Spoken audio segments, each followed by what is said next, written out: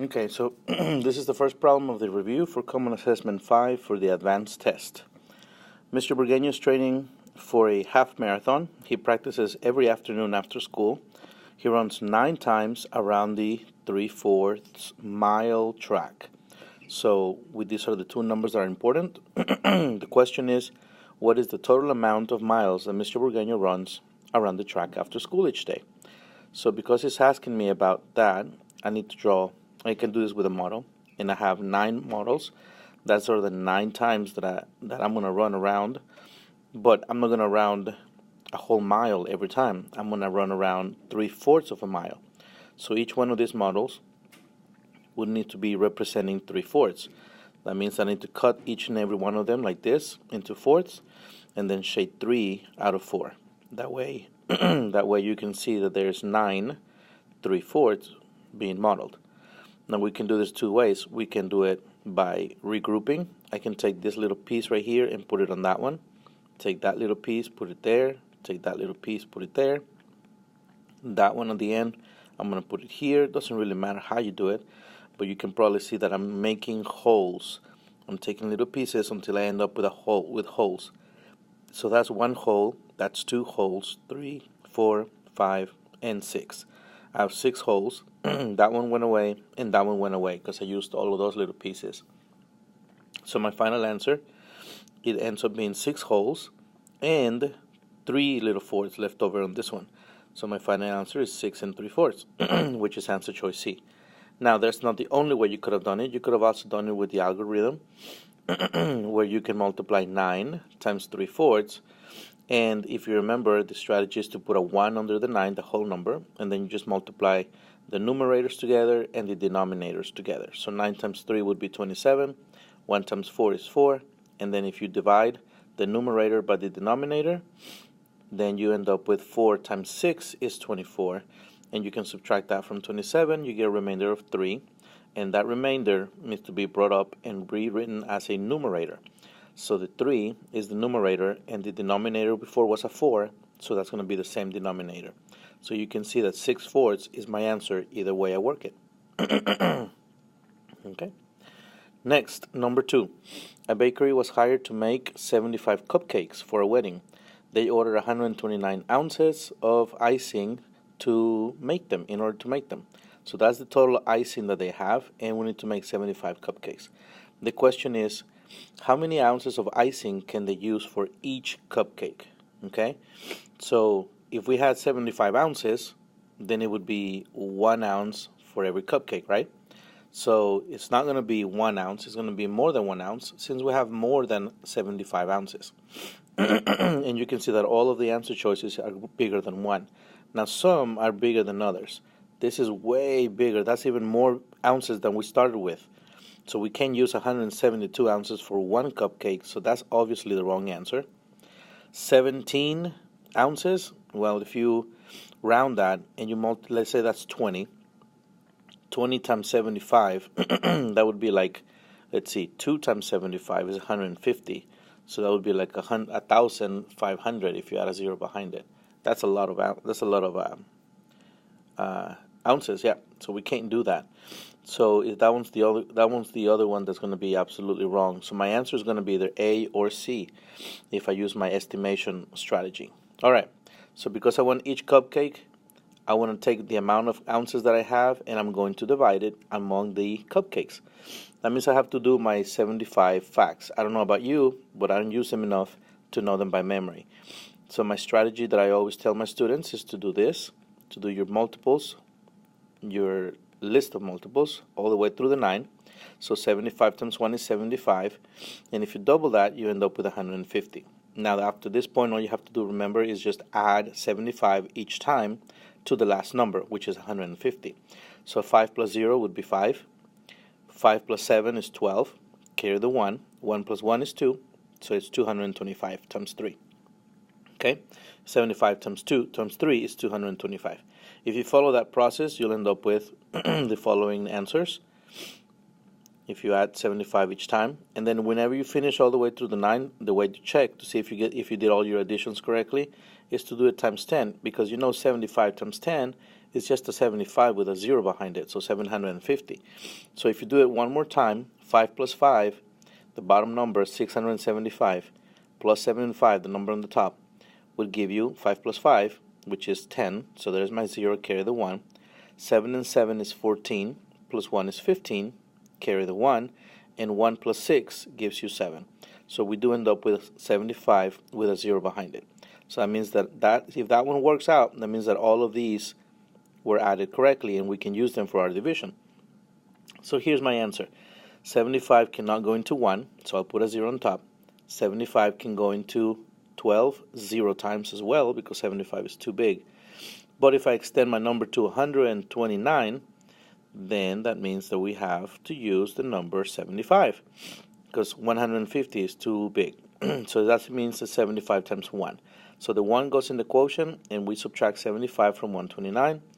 If you subtract correctly and you regroup correctly, you will end up with 54. At this point, since you have a remainder, you must add a decimal and bring it up to the quotient. Then you can add a 0 and bring it down so you can continue dividing. For 540, I'm going to use the 525, which is the closest one that I have, and that's times 7. So I'll put the 7 in the quotient. 7 times 75, according to my table of multiples, is 525. If I subtract correctly and I regroup correctly, I end up with the answer of 15 for the remainder. I can add another 0, bring it down to continue dividing. That makes it 150, and I have one that is exactly 150, which is 75 times 2. So the 2 goes in the top, and that's 150, so I get a remainder of 0 when I subtract. So my final answer is A, 1 and 72 hundredths ounces for each cupcake. Number 3. Mrs. Platt was trying to fly to Colorado for spring break. However, weather delayed 5/6 of the 24 flights departing for Colorado. All the departing flights are listed in the chart, so you can see all the different charts.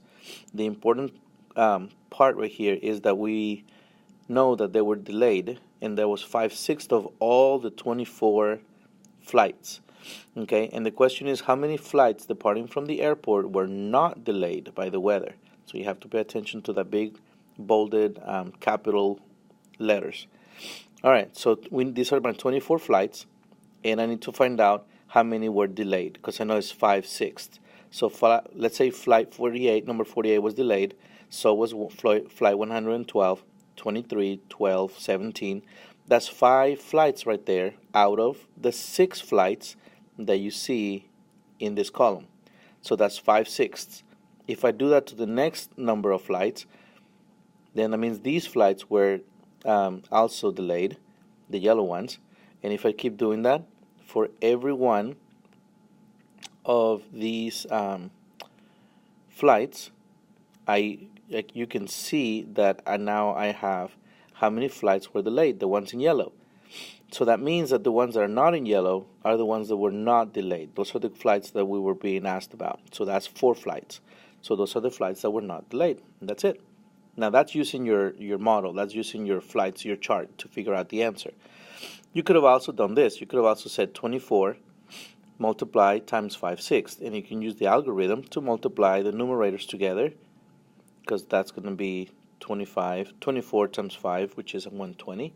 And then if you multiply the denominators together, then that gives you 6. So the numerator and the denominator now need to be divided since we have an improper fraction. So we can come up with a mixed number. 6 cannot go into 1, but it can go into 12 2 times. 6 times 2 is 12, remainder 0. If we bring down the next 0 so we can continue our division, 6 goes into 0 0 times. So that gives me a 0 again, and now I'm finished because I have no more numbers to bring down. And I have 20 as my answer, so that means that 20 flights were delayed. If you count all the yellow ones that we have in the chart, that gives you 20 flights, exactly. But again, we're not concerned about how many were delayed. We're concerned about how many were not delayed. So if we take 24 original flights, that's all the flights that were going to Colorado, and we take away the ones that were delayed, which is 20, we just figured out, then we end up with 4 flights, which are the ones that were not delayed, which is the same answer as we got with the chart. So there's 2 different ways to work almost every one of these questions, and I'm showing you both so you can use whichever one you would like to use, whichever one you understand the best. Number 4, Mrs. Platt's dog, Stella, is practicing for a canine swimming competition. She swam 5 4/7 miles last week in preparation and 2 1/3 miles this week. So we know how many she swam last year and how many she swam this week. How many miles did Stella swim last week and this week combined? So this is the big word, combined, and that means that we have to add these two mixed numbers. So when we add the mixed numbers, remember that we must line them up, and we usually do the blue line so we can separate the whole numbers and the fractions. But you can see that we don't have common denominators, so we must find our common denominators, and we usually use the strategy of equivalent fractions. Remember that equivalent fractions is just skip counting. If you skip count by fours, you end up with 4, 8, 12, 16, 20, and so on. If you skip count by sevens, you'll end up with 7, 14, 21, 28, 35, and so on. If you do the same thing for the bottom fraction, all you got to do is skip count by ones, so it'll be 1, 2, 3, 4, 5. And the bottom denominator, the 3, it'll be 3, 6, 9, 12, 15. Now you see if there's anything that matches, and you can tell that right now we don't have anything that matches yet as far as your denominators are concerned. There's nothing here that matches that yet. So what I'm going to do now is I'm going to extend the bottom line, and I'm going to keep counting. So 1, 2, 3, 4, 5, 6, 7, 8, 9 maybe, and then the 3, 6, 9, 12, 15 gets extended to 18, 21, 24, 27. Now when I look again, I can see that I do have a matching denominator, which is 21. So I'm going to use these two fractions that I circled to replace the 4/7 and 1/3, which means that all I have to do is add this numerator 12 plus the numerator 7. So 12 plus 7 is going to give me a total of 19. My denominator stays the same, that's 21, and 5 plus 2 is 7. You can probably see that one of the answer choices matches that answer, but what if it can be simplified to answer choice D? Well, we won't know unless we figure out how to simplify it, how to check, and that's by doing our list of factors. So I'm going to do my list of factors of 21, because we don't know if this can be simplified. So let's check. And again, I'm writing this down so you can remember everything that you need to know for your test tomorrow. So 19 and 21, those are the two numbers that I need to check. So 19, the factors for 19 is 1 and 19. That makes 19 a prime number, because those are the only two numbers that we have to multiply together to get 19. 21, we have 1 times 21 and 3 times 7, and that's it. So 21, since it has more than two factors, it's called a composite number. Now we look, let's see. Here it was. Okay, so let me fast forward. Okay, so now we look for the greatest common factor, and the greatest common factor is 1. So whenever we have the greatest common factor of 1, if we take 19 21s and we divide by 1, then we end up with 1921, which means we can't simplify anymore. So can we simplify? And the answer is no, it is not needed. So that means that my final answer is answer choice C for number 4. Number 5, Brianna has 1/4 of her chip bag left over after lunch. So that's an important fraction that we need to know. That's how much she has left. So she already ate 3/4, right? But she only has 1/4 left. She wants to give the leftovers to 5 of her friends. How much of the chip bag will each friend receive? So this is my bag. I'm going to draw a model. I'm going to cut it into fourths. And the only thing she has left is this yellow section at the bottom. That's the only amount of chips she has left. And she wants to give that to 5 friends. So that means that the 5 needs to be, that the 1/4 needs to be divided into 5 sections like this. So each friend will get one of those little pieces. That's one friend, that's another friend, that's another friend, that's another friend, that's another friend. But the question is, how much of the chip bag will each receive? So if you can see what I'm doing, I am going to project the lines that I did to divide that 1/4, to divide the whole entire bag as if she had the full bag, because I want to know what section of the bag, of the original chip bag, will each friend receive. So that means that each friend, like this friend right here, this guy, is just going to receive this little yellow section, and that's going to be one section out of a total of 20 sections. Because if you cut the whole bag like we just did, then you end up with 20 sections. So my answer is 1/20th. Now, whenever we did dividing fractions with the algorithm, we talked about whenever you have a fraction and you divide it by 5, then if you start with a fraction, you're going to end up with a fraction. I mean, in other words, if your dividend is a fraction, then your fraction is going to be even smaller. And the little algorithm that we figured out was that if you divide a fraction by a whole number, all we're really doing is multiplying the denominator times the whole number to create the bigger denominator, or in other words, the smallest fraction. So 1/20th is the answer, and that matches because the first fraction that we started with was 1/4, and now we have a smaller fraction, which is 1/20th, which is what happens when you divide as a fraction into 5 pieces or into more pieces. You end up with a smaller piece, which is a smaller fraction. All right, number 6. Which number line best models the expression 9 divided by 1/3? Well, in this case, we have the number 9. So if you look at your number lines, there's only 2 answer choices that have the number 9 on them. Yes, letter B, if you count the little jumps, you end up with 9 jumps.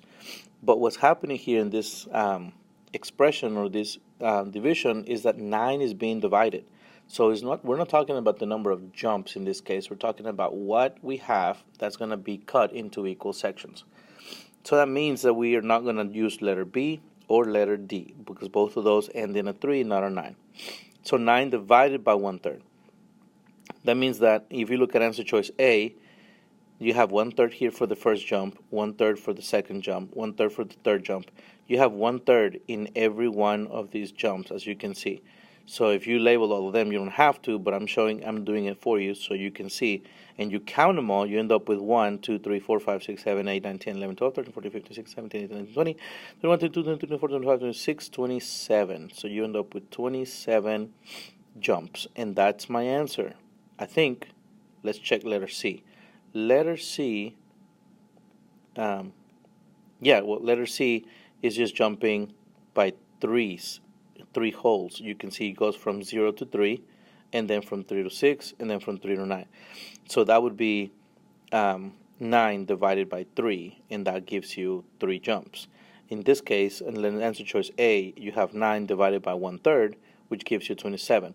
If we do it with the algorithm to check, remember that when we have a whole number to start dividing, we end up with a bigger whole number, which ends up being true. 9 is the dividend, and you end up with a quotient of 27 because you're taking 9 wholes and you're cutting them into smaller pieces, so you're going to end up with a lot more pieces, which is 27. Okay, so that's a little trick to remember. When you start with the dividend as a whole number, you end up with a quotient as a whole number that's bigger. When you start over here on the other part right here, when you start with a 1/4 as your dividend, and you end up with a quotient of also a fraction that's smaller than the beginning, okay? So that's kind of something that you need to keep in mind. All right, number 7, a florist is making bouquets for a photo shoot. If he buys 8 groups of roses and each bouquet will need 1/5 of a group, how many bouquets will he be able to use roses in? So if you have your 8 groups pictured here, like the 8 models, and you divide them into fifths, like this, you can see that 8 groups were divided into fifths. So it means you're cutting them into smaller pieces. So that means that you end up with, or if you want to make sense out of this really, you have 1/5 right there. That's going to be 1 bouquet of roses, 1 bouquet of flowers. So each one of these fifths gives you 1 bouquet. The question is, how many bouquets will he be able to use roses in? Well, if he uses 1 bouquet for each fifth, that means that for 1 group of roses, he can do all the way up to 5 bouquets, right? There's 5 right there. So that means that the next group will also give you 5. Each group will give you 5. That's a total of 40 bouquets. That's easy, right? If you use the model and if you know how to draw the model. Now, let's say you forget the model or the models confuse you. Use the algorithm. 8 groups of roses are being divided by 1/5. So the algorithm tells you that when you have a whole number and you divide it by 1/5, all you have to do is multiply by the denominator, which is 8 times 5, So that gives you the answer of 40. And you can check because the number you start with is a whole number. That's what's being divided. That's your dividend. And your product, or your quotient, ends up being 40. All right, which is a bigger whole number. Number 8, Mrs. Jones purchased a new phone for her daughter Emma. The cost is $311.40. She will need to pay an equal amount of money each month. So that's how much money she has, and she needs to pay an equal amount of money. That means that she's going to be dividing, because that's what we do whenever we cut stuff into equal amounts. So each month for the next year. So that's what you have to remember, because the question is asking how much Mrs. Jones paid for the phone each month. So we must know that a year has 12 months. So now we know that we need to divide the amount of money by 12. And if we do that correctly, you can see all my work right here. You can check to see if you did the division correctly. I already walked you through one of these divisions, so I'm not going to do step by step, but you can check your work. So if you do the division correctly, you'll end up with $25.95, and make sure that you bubble that in correctly in your Scantron, and then you'll be fine. Number 9, every day at the school, Uciel finishes 2/5 of his homework assignment in class, and that's every day. So the question is, how many of his homework assignments will Uciel finish in class at the end of the school week? The school week, think about that. That's Monday, Tuesday, Wednesday, Thursday, and Friday. Saturday and Sunday, we don't go to school, right? So those are the 5 models that you have, one for each school day. So that means that you can regroup some things.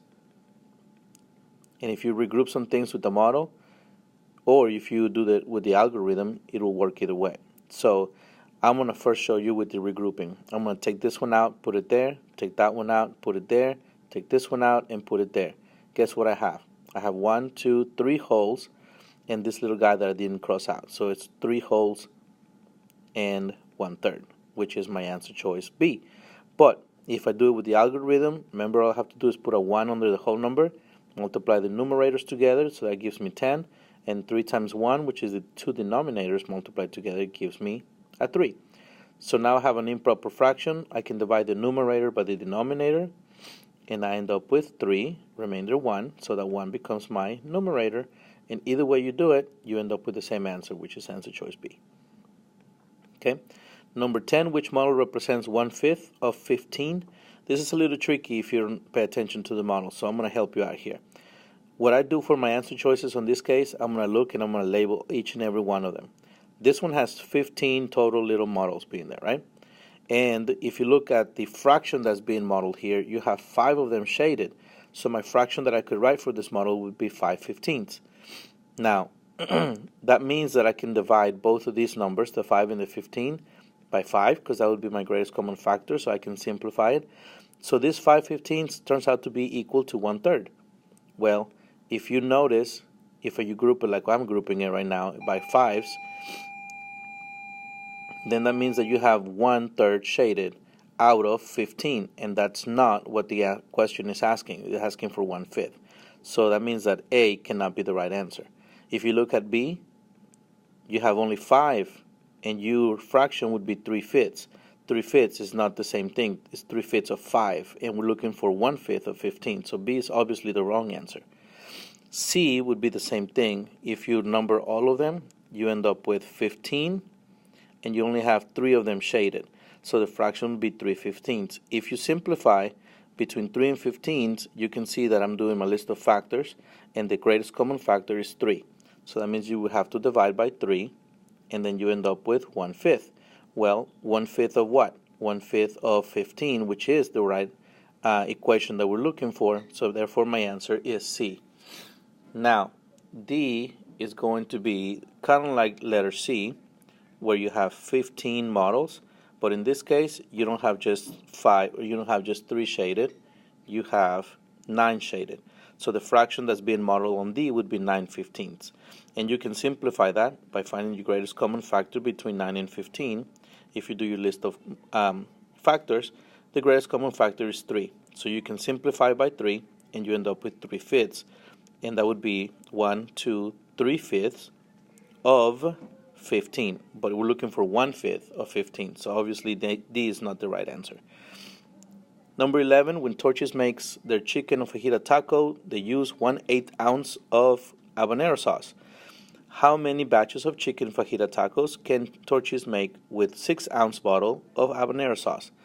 So I'm going to draw my 6 bottles.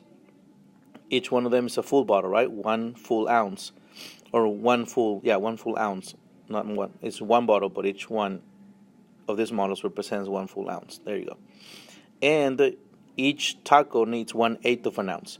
So if I do that correctly, I need to split this into 7 lines. And that gives me 8 sections. That means 8 ounces, or 1/8 of an ounce for each taco. So one of these little ounces is 1 taco.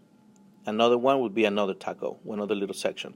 So we want to know how many tacos I can get for 1 ounce. Well, that gives me 8 tacos for 1 ounce. In 1 ounce of habanero sauce, I can use that for 8 tacos. So if I have 6 of them, that means I have another 8, another 8, another 8. That's 8 times 6. Which is 48 tacos. So my answer is D. If you do it with the algorithm, let me push pause on this. Alright, so if we use the algorithm, we have 6 divided by 1/8, which means that we can put the 6 times 8. That's how you use the algorithm when you divide a whole number by a fraction. So you multiply the whole number times the denominator. And 6 times 8 gives you a total of 48. Which makes sense because the dividend is a whole number and the answer, the quotient, is also a bigger whole number, which is what we talked about in the previous problems. So the last question is Danika's question, which is that she is buying 7 pints of Bluebell homemade vanilla ice cream, and she's using 4 1/3 pints to make root beer floats. But then she also wants to use 1 1/2 pints to serve warm apple pie. Then the question continues to say that she needs 3 more pints to make milkshakes. Will she have enough ice cream left to make the milkshakes? Well, that's what we need to find out. So the first thing that we know is we will have 7 whole pints. So that means we need to subtract what she's using to make the root beer floats, which is 4 1/3 pints. So if we follow our procedure for that, we need to regroup because 7 doesn't have a fraction with it. So the 7 is to become a 6, and the 1 whole that we borrow from the 6 has to be 3/3. And if we do that correctly, then we can subtract the 2 numerators. 3 minus 1 would give me a 2, and the denominators stay the same, so that means that 2/3 would be my answer for the fractions, and 6 minus 4 gives me 2. So now I know I have 2 2/3 left of ice cream after she makes the root beer floats. But now she needs to make the apple pie, and she's going to use 1 1/2 pints. So now I got to take that away from the 2 2/3. So if I do the same strategy again, then now I need to have common denominators. And if I have common denominators, I need to skip count and then do my equivalent fractions until I find my common denominator. In this case, the common denominator would be 6. So I'm going to replace my 2 fractions with 4/6 and 3/6. And now I can subtract. 4/6 minus 3/6 gives me a 1/6. And 2 minus 1 gives me 1 1/6 for my final answer. Which the only one that has 1 1/6 is answer choice A. And it says no, that she's not going to have enough. And that's because 1 1/6 is less than 3. Because she needs 3 pints to make milkshakes. So therefore, she's not going to have enough ice cream to make the milkshakes. And answer choice is A.